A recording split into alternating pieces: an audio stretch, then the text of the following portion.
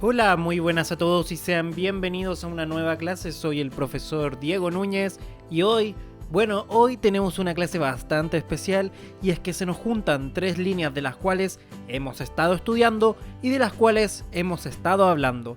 Si bien esta clase pertenece a lo que ha sido nuestra serie de América, este proceso de contacto compete a dos mundos que se ven las caras por primera vez: América y la Europa moderna. Si no has visto las clases sobre la historia de España y la historia de Portugal, te recomiendo que lo hagas para que puedas comprender mucho más esta clase.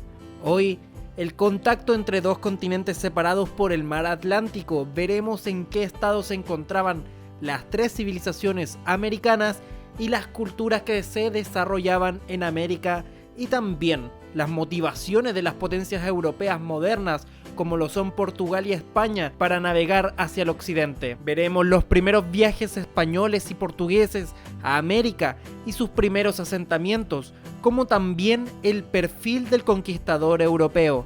Sin más que decir y que agregar, comenzamos.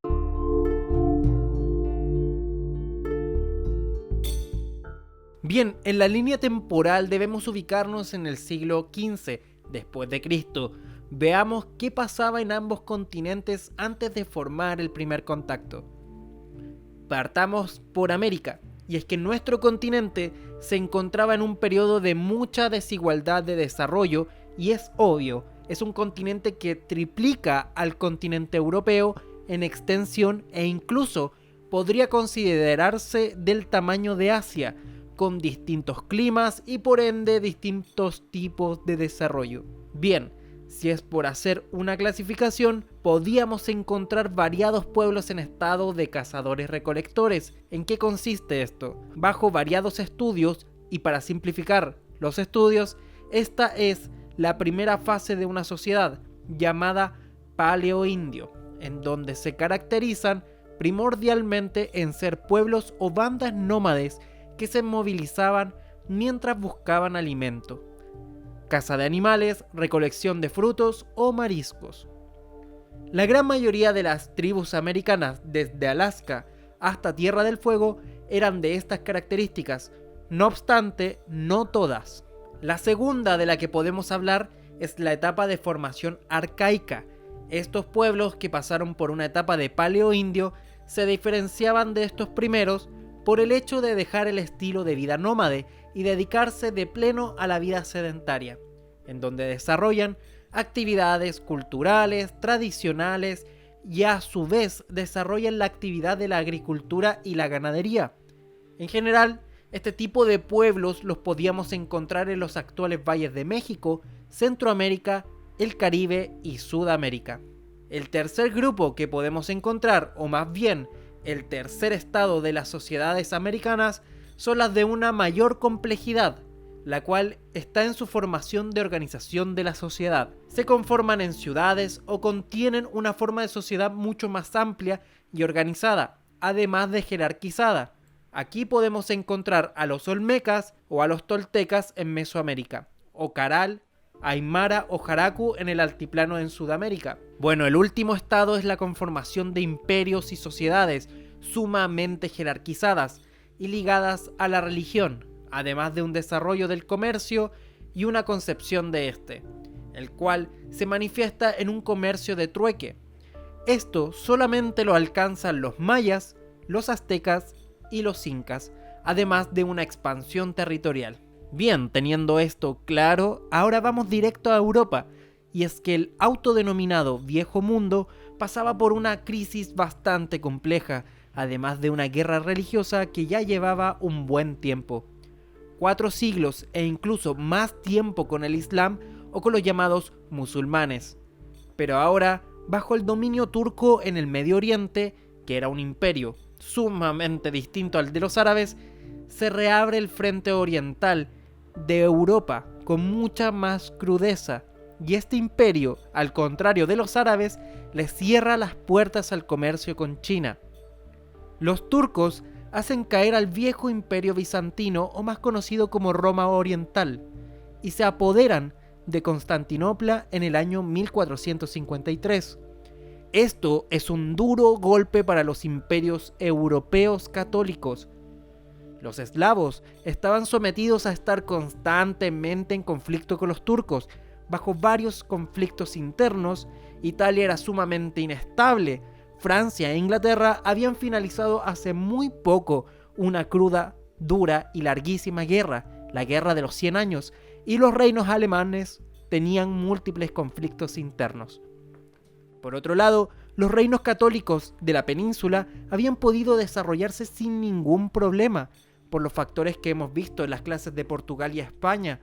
Si no los han visto, los invito desde ya a verlos y comprenderán aún más el por qué estos dos reinos se encontrarán en auge en esta época.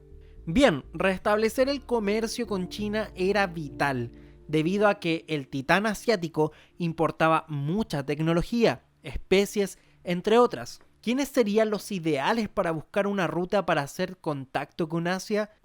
Si uno piensa en aspectos técnicos, es obvio que se puede pensar en solo dos reinos especialistas en la navegación, siendo que la ruta terrestre estaba bloqueada por los turcos. El primero era Génova. No obstante, a pesar de tener a los mejores navegantes del mundo, seguido de los turcos, los japoneses y sus rivales, tenían una pésima situación como para poder hacerse cargo de ello. Los turcos estaban en constante acecho a la península itálica, por lo que no era viable. Sus rivales, o sea, la segunda opción de reino que podía cumplirlo, era sin duda alguna los portugueses. Además de tener una excelente escuela de navegación e importantes puertos, tenían una excelente posición geográfica para intentar una nueva ruta y una situación muy al contrario de los reinos de Europa: estabilidad y poderío naval. Eso lo dejará más que claro en la toma de Ceuta, una de las bases árabes más poderosa e insignia del mundo musulmán, conocida como la Ciudadela Imbatible, y que se mantuvo invicta 8 siglos hasta que la capturan los portugueses. Es así como se ponen en marcha en búsqueda de la ruta a Asia. Lo hará Vasco da Gama, yendo hacia el sur, rodeando el inexplorado para los europeos continente africano. Pero los genoveses no se quedarían de brazos cruzados y mandarían sus propuestas al reino vecino, que gozaba de la misma prosperidad que Portugal. No obstante, no estaba tan instruido en la navegación como la fuerza portuguesa. Estamos hablando de España. Así, tras convencer a los reyes católicos de España con una ruta hacia alta mar por el oeste, el genovés Cristóbal Colón pudo obtener financiamiento para una expedición, la cual no lo llevaría jamás hacia Asia. Lo haría hacer el contacto entre América y la Europa católica, el año 1492.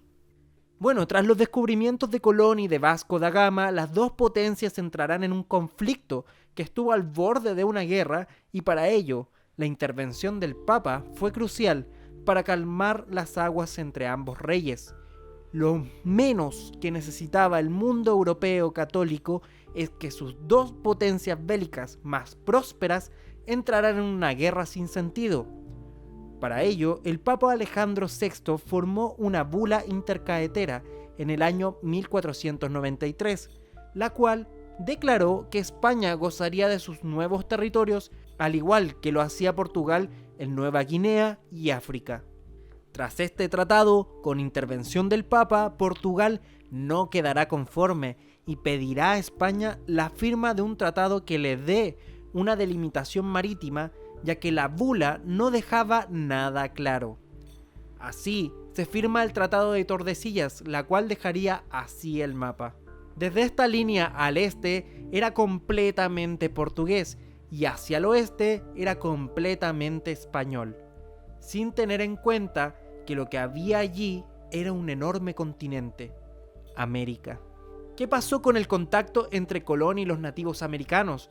Bien, recordar que en su primer viaje el genovés llega a una isla en el Caribe, la cual bautiza como la Española. Un nombre sumamente original. la cual es la segunda isla más grande de las Antillas y que actualmente es de los países de Haití y República Dominicana. Bien, en su primer viaje, los nativos se mostraron cercanos a los exploradores europeos, permitiendo que se quedasen en convivencia a los cabríes, las tribus que allí habitaban. Los españoles crearon el fuerte de Navidad y mientras Colón recorría las Antillas y volvía a España a reportar, los cabríes tendrán un fuerte conflicto con los españoles que se quedaron en la isla al ver que estos los querían esclavizar. Por ello, los cabríes destruyen el fuerte de Navidad y matan a todos los españoles invasores de la isla.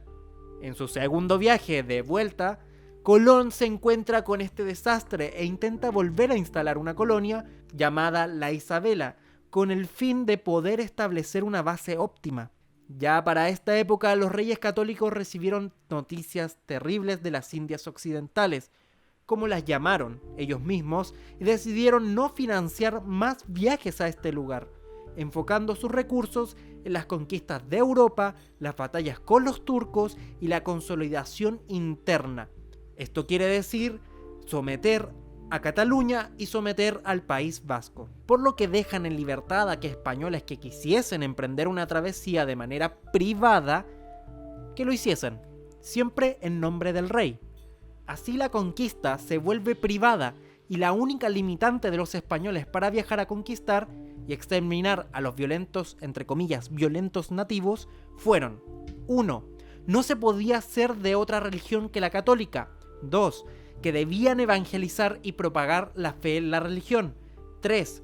Pagar a la realeza y al Estado español la quinta parte de lo que produjesen o encontraran, y que los españoles que fuesen debían ser procedentes de las zonas leonesas y castellanas de España. Esto quiere decir que los catalanes, los aragoneses y los vascos quedaban excluidos y vetados de los viajes a América. Lógicamente existen excepciones, pero esas serían las reglas. ¿Qué pasaba con los verdaderos americanos? Bueno, muchos de las tribus, las cuales hicieron el primer contacto con los europeos, eran de una organización cazadora-recolectora o arcaica a lo más. No pudieron hacer mucha resistencia ante la arremetida de los conquistadores, quienes muchos venían con la intención de encontrar riquezas, poder y tierras, además de someter a las tribus. Muchos de ellos combatirían a los españoles para dificultarles su estadía o su ocupación de las islas. No obstante, muchos serán masacrados en la lucha e incluso extintos y borrados de la faz de la tierra, ya que era morir o ser sometidos, y muchos de ellos prefirieron la segunda opción. Los imperios azteca e inca aún no hacían contacto. Los maya como civilización habían desaparecido, no obstante su cultura se mantenía en el centro de América, y en los inicios del siglo XVI, las tribus de las costas del sur de Brasil sufrían las mismas penurias que las tribus caribeñas a manos de los portugueses. El objetivo de los conquistadores era simple: oro, fama, esclavos y tierra. Esa será la motivación del conquistador europeo. Esta será su meta, y muchos de ellos tienen un perfil muy similar, tanto españoles como portugueses. 1. Es querer ser el líder de la expedición. 2. Encontrar botines. Y 3. Ser reyes y ser los primeros en todo. Es una avaricia innata del ser humano, lo cual los llevará a ser sumamente individualistas, y muchas de las primeras campañas en las Antillas, en Sudamérica y Centroamérica tendrán los mismos fallos, motines, pocos hombres y muchísimos capitanes. Es la lógica actual del todos quieren ser jefe. En esa época era el todos quieren ser capitán, por lo que muchas veces no hay una unidad nacional bajo una causa, y ni siquiera una unión religiosa.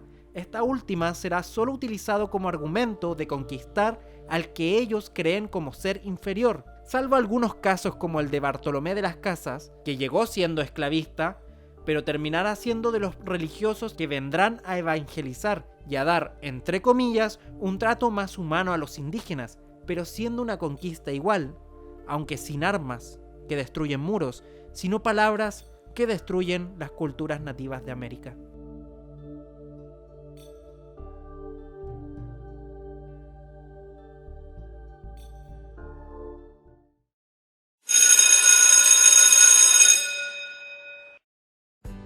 Bien, eso ha sido todo por hoy, con lo que respecta al perfil del conquistador europeo y las dos caras de la moneda ante el eventual contacto entre estos dos mundos sumamente distintos.